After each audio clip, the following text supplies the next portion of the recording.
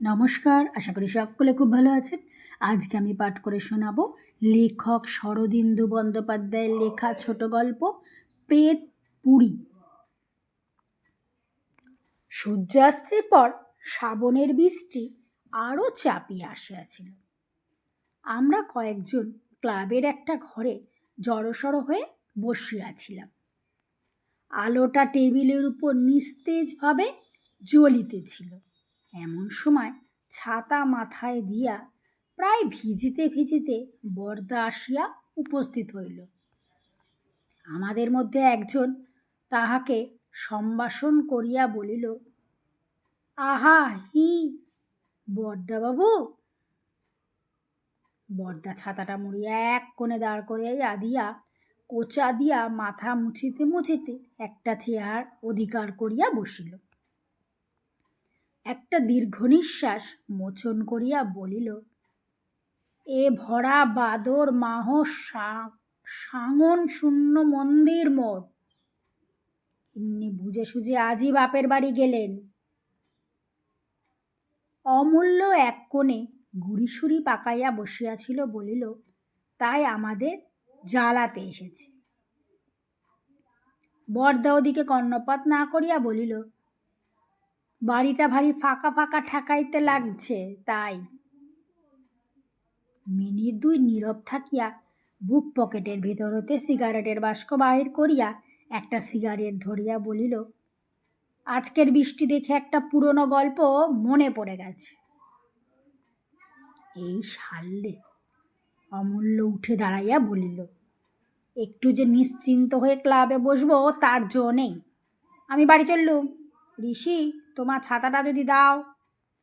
ঋষি ঘাড় নাড়াইয়া বলিল, ও আমাকেও তো বাড়ি যেতে হবে। বৃষ্টি আজ রাতে থামবে বলে মনে হচ্ছে না। অমূল্য ব্যাকালু চোখে ঘরের চারিদিকে একবার তাকাইয়া দেখিল, কিন্তু ছাতার সত্ত্বাধিকার কাহারও মুখে করুণার কণামাত্র না দেখিয়া হতাশভাবে আবার চেয়ারে বসিয়া পড়িল। পিথি জোরে হাসিয়া উঠিল। অমূল্য, কপালে নিখাত ঝাঁটা। কোন শালা কি করিষ্যতি, বরদার গল্পটা শুনেই যাও। অমূল্য জবাব দিল। বরদা আরম্ভ করিল। বছর কয়েক আগেকার কথা। সেবারও এমনি নিদারুণ বর্ষা ভাসছে, বিলখাল ভাসছে, বিলকুল ঝাপসা ঝাপটায় হাসছে জুঁই ফুল। আমার মাস্তুতো ভাইয়ের বিয়েতে বরযাত্রী গিয়েছি। দাদা বিয়ে করলেন বাংলাদেশের এক অতি পুরনো পচা পাড়াগায়। আমাদের কারুর মত ছিল না, কিন্তু প্রজাপতি শুনলেন না, অগত্যা সেখানেই যেতে হলো। এক পল্লীগ্রাম তথা বর্ষাকাল। সে দৃশ্য বর্ণনা করা আমার সাধ্য নয়। সুবিধের মধ্যে রেল স্টেশনে কোষখানেকের মধ্যেই ছিল। স্টেশনে নেমে সকলে পদব্রজে কনের বাড়ির দিকে যাত্রা করল। কারণ জানা গেল যে মধ্যে একটা পুল ভেঙে গিয়ে পথ গরুর গাড়ির পক্ষেও দুর্গম হয়ে উঠেছে। পুরোহিত ন্যায়রত্নমশাই সঙ্গে ছিলেন। কাদার মধ্যে তার এক পাটি খড়ম অন্তহিত হলো দেখে আমরা আপন আপন জুতো খুলে বগলে নিলুম। তারপর অনেক বাধা বিঘ্নের ভাড়া কাটিয়ে যখন মেয়ের বাড়ি উপস্থিত হলুম, তখন বর থেকে নাপিত পর্যন্ত কাউকে চেনা গেল না। কেবল মেলোমশাই গোফ থেকে কাদা নিগ্রতে কাকে খিচুচ্ছিলেন। গলার আওয়াজে তাকে ধরে ফেললুম।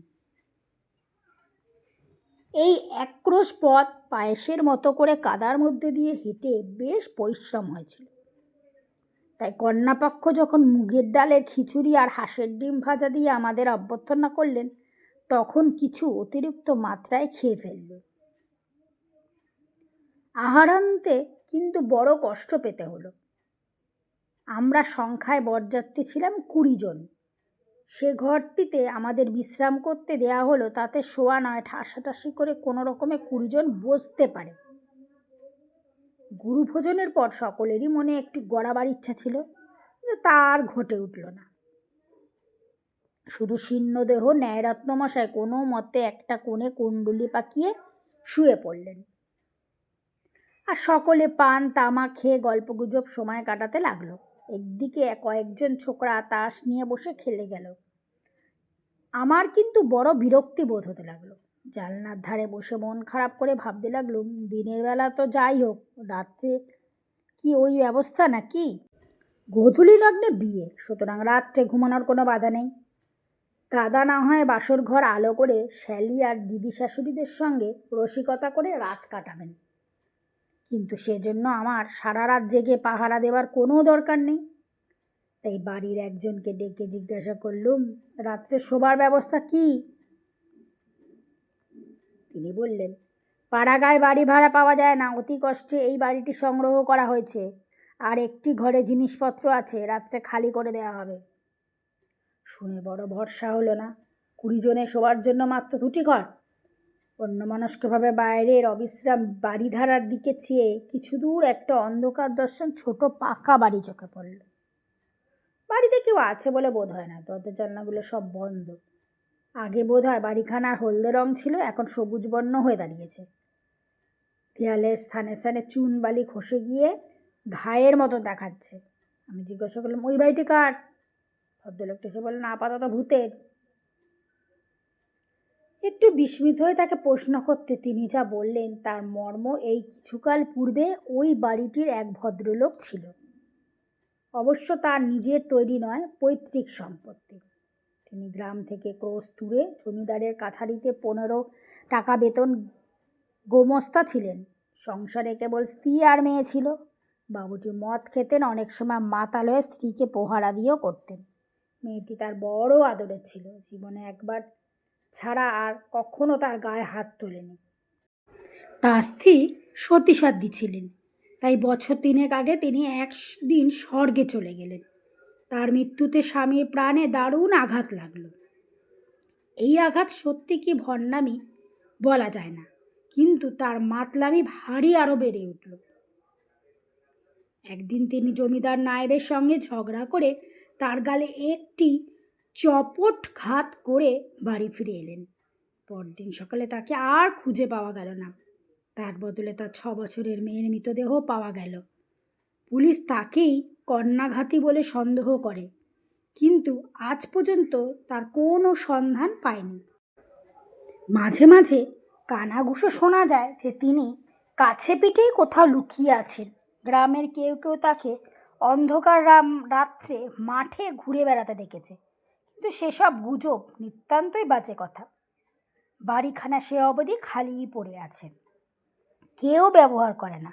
গ্রামের 2-1 সাহসী লোক একবার রাত্রে ওই বাড়িতে শোয়ার চেষ্টা করেছিল, সেই রাতেই ভয় পেয়ে পালিয়ে আসে।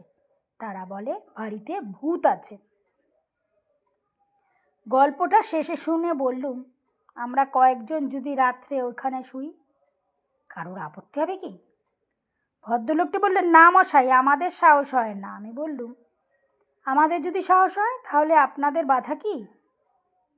আর সকলের দিকে ফিরে বললুম, ওহে, তোমরা কেউ ভূতের বাড়িতে শুতে রাজি আছো? সকলেই ব্যাপার কি জানতে চাইলে, কিন্তু সমস্ত শুনে আমার মতো 2-3 জন ছাড়া কেউ রাজি হলো না। যাও, সন্ধ্যার আগে বৃষ্টি একটু ধরেছে, আমরা বাড়িখানা দেখতে গেলুম। তালা লাগানো ছিল।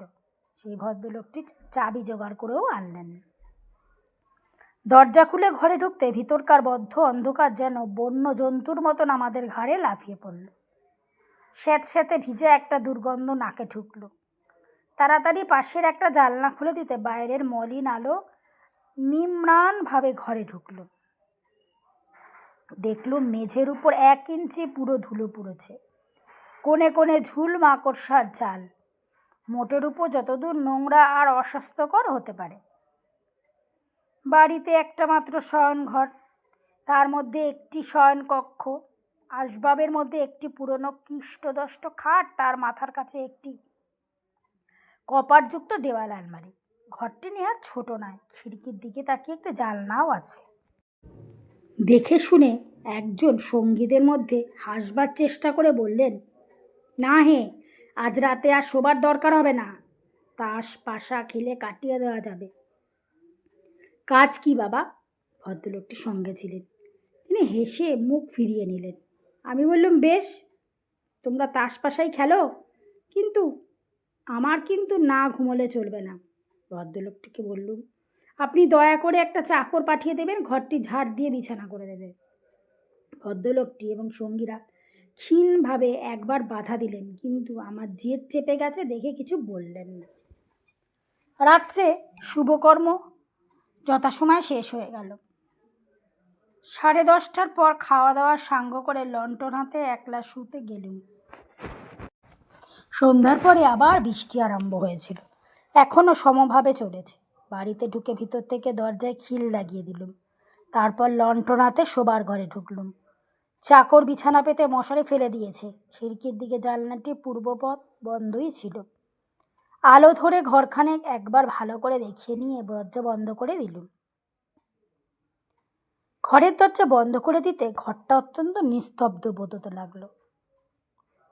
বায়ু অভাবে একটু গরম বোধ হলো। জানালা ধরে 2-3বার টানাটানি করার পর সেটা খুলে গেল। তখন আবার ব্যাঙ ঝিঝি পোকার কনসার্ট শুনতে পেলুম। জানলা খুলে ফিরে আসতে পাশে আর দেয়াল আলমারিটা পড়ে কৌতূহল হলো। সেটাকে খুলতে গেলুম, দেখি মরচে পড়ে এঁটে গেছে। জোরে এক টান মারতে ঝনঝন শব্দে খুলেও গেল। ভিতরে দরকারি জিনিস কিছু নেই, কেবল গোটা 6-5খানি মদের বোতল ঘিয়স্বামীর সরাশক্তির ঐতিহাসিক স্তম্ভের মতন ইতস্তত হয়ে দাঁড়িয়ে আছে। শরীর ব্লাস ক্লান্ত হয়েছিল, তাই আলোটা কমিয়ে খাটের পায়ার কাছে রেখে শুয়ে পড়লুম। শুয়ে শুয়ে রবিবাবুর একটা গল্প বারবার মনে পড়তে লাগলো। 2-1বার গায়ে কাটাও দিলে, কিন্তু বেশি ক্লান্তি হয়েছিলুম বলে ঠিক ভয় শব্দটা সমান আমার শরীরে কমই বলেই আছে জানে লোকে। এই ভূতুড়ে বাড়িতে একলা শুয়ে অল্প কিছুক্ষণের মধ্যে ঘুমিয়ে পড়লুম। রাত্রি বোধ করি তখন 2টো কি 2:30টা হবে। হঠাৎ কানের খুব কাছে একটা ঝনঝন শব্দ শুনে একবারে ধর্মর করে বিছানায় থেকে উপরে উঠে বসল। দেখি দেয়াল আলমারি থেকে শব্দটা আসছে। নিমিষের মধ্যে ভয়ে আমার সমস্ত যুক্তি তর্ক বুদ্ধি বিছানা একেবারে লুপ্ত হয়ে গেল। সেই শব্দটা যে কোনো স্বাভাবিক কারণ হতে পারে সে কথা আমার মনের ধার ঘেঁষেও গেল না। সমস্ত চেতনা দিয়ে অনুভব করতে লাগলুম সেই শূন্য মদের বোতলগুলি সঞ্জীব হয়ে লাফিয়ে লাফিয়ে কপাট দিচ্ছে ঘা। সে আর শব্দ থামে না। নিশাচর প্রেতজনির এই নিশীথ উল্লাস ঝনঝন শব্দে সমভাবে সমব্যথা টানে চলতেই লাগলো। আমি মশারির মধ্যে একটা বালিশ আঁকড়ে ধরে কাঠ হয়ে শুয়ে রইলুম। আমার অবস্থাটা একবার ভেবে দেখ। বাইরে অজস্র বাড়িপাত, ভিতরে অশরীরী নৃত্য। আমি আর বিছানার মধ্যে থাকতে পারলুম না। মশারি ছিঁড়ে বাইরে এসে পড়লুম। আলোটা বাড়িয়ে দিতেই ঘরের নিরাভরণ শূন্যতা যেন আমাকে চারিদিক থেকে দাঁত বের করে হেসে উঠল। অন্ধকার এর চেয়ে ভালো। মনে হতে লাগলো এই বোতলগুলো এখনই নাচতে নাচতে আলমারি থেকে বেরিয়ে আসবে, এবং তারপর যে কী কাণ্ড শুরু হবে তা আমার বিধ্বস্ত মস্তিষ্ক দিয়ে কল্পনা করতে পারলুম না। আমি ছুটে জানলার কাছে গিয়ে সজোরে গড়াত চেপে ধরলুম। ঠিক এই সময় আকাশের মাঝখানে বিদ্যুৎ চমকালো। বাইরের সমস্ত দৃশ্যটা এক মুহূর্তে চোখের উপর মুদ্রিত হয়ে গেল। জানলা থেকে 25 দূরে একটা প্রকাণ্ড গাছ ছিল, কিংবা তেঁতুল ঠিক ধরা গেল না। সেই গাছের গোড়ায় ভীষণাকৃতি এক লোক কোদাল দিয়ে প্রাণপণ কোপাচ্ছে। সর্বাঙ্গ বেয়ে জল পড়ছে, পরনে কাপড় আছে কি উলঙ্গ ঠিক ধরা গেল না। কৌতূহলে ভয়ে অনেকটা চাপা পড়ে গেল। আমি একবার বিদ্যুতের আশায় বাইরের অন্ধকারের দিকে তাকিয়ে রইলুম। আবার বিদ্যুৎ। দেখলুম ক্লান্তি নেই, বিশ্রাম নেই, বৃষ্টির দিকে ভ্রুক্ষেপ নেই। লোকটা সমভাবে গাছের গোড়ায় কোদাল চালাচ্ছে, আর সেই কোদালের তালে তালে ঘরের মধ্যে আলমারির ভিতর থেকে এক শব্দ আসছে, ঝনঝন ঝনঝন। আমার ভয় অনেকটা কেটে গিয়েছিল। একবার ভাবলুম ডাকি, কিন্তু যদি চোর হয় কিংবা হয়তো পাগল। কিছু স্থির করার আগে না বুঝে শুনে লণ্ঠনটা জানলার সম্মুখে তুলে ধরলুম। বাইরের লোকটাকে সে আলোতে দেখা গেল না, কিন্তু হঠাৎ আলমারির ঝনঝনাটির বন্ধ হয়ে গেল। শব্দটা এতক্ষণ সয়ে গিয়েছিল, থামতেই বুকের ভিতরটা ধড়াস উঠল। আবার থামে কেন? শব্দ থামতে দেয়াল আলমারির দিকে তাকিয়েছিলুম। সেদিক থেকে চোখ ফিরিয়ে জানালার দিকে চাইতে ভয়ে আমার গায়ের রক্ত প্রায় জল হয়ে গিয়েছে। লণ্ঠনের লণ্ঠনের ঘোলাতে আলোতে দেখলুম ঠিক জানলার ওপারে এক মস্ত ঝাঁকড়া মাথা, আর তারই ভিতর থেকে দুটো বড় বড় লাল চোখ আমার মুখের উপর স্থির হয়ে আছে। আমার হাঁটু দুটো গলার আওয়াজ তখনও একেবারে শাসনের বাইরে চলে গেছে। চেঁচামেচি কিংবা পলায়ন দুটোই সমান অসম্ভব, তাই কাঠের মূর্তির মতো দাঁড়িয়ে কেবল ঠক ঠক করে কাঁপতে লাগলো। হঠাৎ বাঘের থাবার মতন একজোড়া হাত বাইরে অন্ধকার থেকে উঠে এসে জানালার গারদ দুটো ধরে টান দিলে। জানলার ঘুণ ধরা পচা কাঠ অকস্মাৎ ভেঙে গিয়ে গড়ার দুটো বার হয়ে গেল, আর প্রায় সঙ্গে সঙ্গে একটা ক্লেদাক্ত গিরগিটির মতন সেই ফাঁক দিয়ে লোকটা ঘরের মধ্যে ঢুকে পড়ল। আমার দিকে কটমট করে তাকিয়ে বলে, তুমি কে? নামটা পর্যন্ত সে ভুলে গিয়েছিলাম, তাই উত্তর দেওয়া হয়ে উঠল না। লোকটা নিষ্পলক দৃষ্টিতে আমার দিকে চেয়ে রইল। তারপর তার মাথার চুলগুলো সজারুর মতন কাটার মতন খাড়া হয়ে উঠল। সে ডাঙা গলায় চিৎকার করে উঠল, তুমি পুলিশ? আমি প্রবল বেগে ঘাড় নেড়ে জ্বালালাম, আমি পুলিশ নই। আশ্চর্য, লোকটা তখনই অকপটতে বিশ্বাস করে মাটিতে বসে পড়ল। কোমরে একটা শতছিন্ন ন্যাকড়া জড়ানো ছিল মাত্র। একবার ঘরের চারিদিকে তাকিয়ে বললে, 3 মাস মদ খাইনি, বুক ফেটে যাচ্ছে, আমাকে একটু মদ দিতে পারো? বেশি নয়, 1 গ্লাস। এমন বুক ফাটা মিনতি কখনো শুনেছি বলে মনে হয় না। বোধ হলো মদের দুর্নিবার বিপাশার লোকটা পাগল করে দিয়েছে। একটা সন্দেহ গোড়া থেকে আমার মনে উঁকি মারছিল। আমি বললাম, মদ তো নেই, আপনি কি? লোকটি দুটো হাঁটুর মধ্যে মাথা রেখে অনেকক্ষণ চুপ করে রইল। এসে মাথা তুলে বলল, এই বাড়ির মালিক আমি, নিজের মেয়েকে খুন করে পালিয়ে যাই। গোমস্তাগিরি করতুম, একদিন ঝগড়া করে চলে এলুম, তাই স্ত্রী বেঁচে নেই, শুধু মেয়ে। বাড়ি আসতে মেয়েটা বললে, বাবা, খেলা করতে করতে পায়ের মল গাছতলায় কোথায় পুঁতে রেখেছিলুম, আজ খুঁজে পাচ্ছি না। রাগায় মাথা চড়ই ছিল, মারলুম। মেয়েটার গালে এক চড়। মেয়েটা সেই সময় পড়ে গেল, আর সেই থেকে পুলিশের ভয়ে পালিয়ে বেড়াচ্ছে। মেয়েটা মরেছে যাকগে, কিন্তু তার মল কাগাছা কিছুতেই খুঁজে পাচ্ছি না। এই বলে লোকটা লাফিয়ে উঠে একবার আলমারির দিকে ছুটে গেল। খানিক খালি বোতলগুলো পড়ে যেতেই পেরে মাটিতে আছড়ে আছড়ে ভাঙতে লাগলো। তারপর উন্মত্ত চিৎকার করে যে পথে এসেছিল সে পথ দিয়ে বেরিয়ে গেল। মিনিট 2 ঘর একেবারে নিস্তব্ধ। তারপর আলমারি কাচের কপাট দুটো সজোরে শব্দ করে উঠল, ঝন ঝন ঝন। বরদার নীরব রইল। আমি অমূল্য শ্লেষ করিয়া বলিল, ব্যাস এই গল্প, খালি ঝনঝন ঝন? বরদা বলিল, আর একটুখানি বাকি। শেষ রাতে এই একটু তন্দ্রা এসেছিল, হঠাৎ চমক ভেঙে গেল। দেখলুম ঘর একেবারে অন্ধকার, আলোটা কখনো নিস্তেজ হয়ে পড়ে গেছে। অনেকক্ষণ কান খাড়া করে শুয়ে রইলুম, কিন্তু খোলা জানালা দিয়ে ঝিঝির শব্দ ছাড়া আর কানে কিচ্ছু এলো না। শেষে রাত্রে ঠান্ডা হাওয়ায় কুণ্ডলি পাখি আবার ঘুমিয়ে পড়ল। সকালবেলা উঠে দেখি বালিশের তলা থেকে সোনার ঘড়ি আর মানিব্যাগটা চুরি হয়ে গেছে। নমস্কার, গল্প পাঠ এখানেই শেষ হলো। গল্প পাঠ যদি ভালো লাগে একটা লাইক করবেন, আর এরকমই নিত্য নতুন গল্প শুনতে হলে আমার চ্যানেলটা সাবস্ক্রাইব করে আমার পাশে থাকবেন। আজকে আসি, সকলে খুব ভালো থাকবেন।